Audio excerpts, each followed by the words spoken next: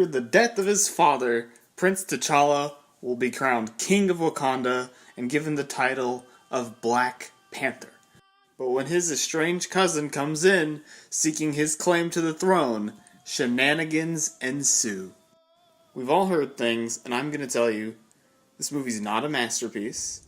This is not one of the greatest superhero movies of all time. This is a solid superhero movie. Now, the story in this movie is very paint by numbers. Bad guy comes in, he does a bad thing, we gotta stop him. What keeps the movie interesting is the setting and the characters.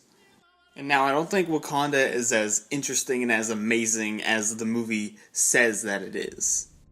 It is interesting when we're just looking at the people in it, we're looking at the way they dress. There's this one guy with this weird mouth ring, and we see all the little tribes and their weapons. That's cool.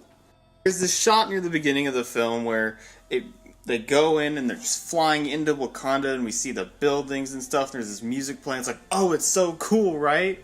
No, it's not that cool. It's a generic sci-fi city. It's not interesting, and these effects are not interesting enough for you to treat this like it's the coolest thing ever. Now, the characters, on the other hand, are all very interesting. Chadwick Boseman completely embodies the essence of Black Panther. He maintains this presence, this authority on the screen the whole time. But even with that presence on screen, he's able to portray the internal conflict of T'Challa's mind. And he just does such a great job of making this larger-than-life character feel human, which is something that all the Marvel movies do really well.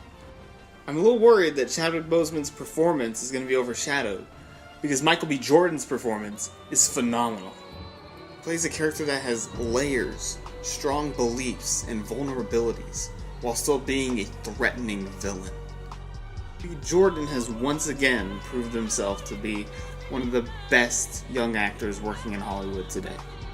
He brings this energy to the role that a lesser actor wouldn't, and he makes this character one of the most interesting villains in the Marvel Cinematic Universe. There's a great supporting cast as well. Lupita Nyong'o and Letita Wright help bring a lot of humanity to the movie. Guria plays a really cool warrior woman who's conflicted, and she's a really interesting and layered character as well. Tons of great actors adding to the movie. Martin Freeman, Daniel Kaluuya, Forrest Whitaker, Angela Basset. A great cast. Ryan Coogler is a very good director, and his past two movies, Fruitvale Station and Creed, are both excellent. Ryan Coogler's presence is definitely evident in this movie. When it comes to establishing the setting, he does a really good job. One of the first shots in the movie is absolutely gorgeous, and there's some other stuff that looks really good.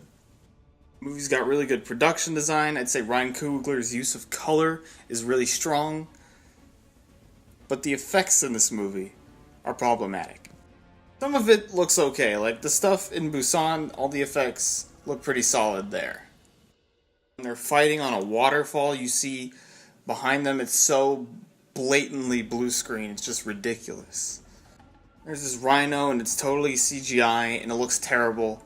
It doesn't blend in with the environment at all. But even with that huge issue, when Ryan Coogler needs a moment to have impact, it has impact.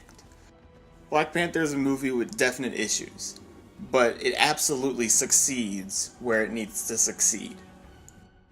I'm gonna give Black Panther an A-.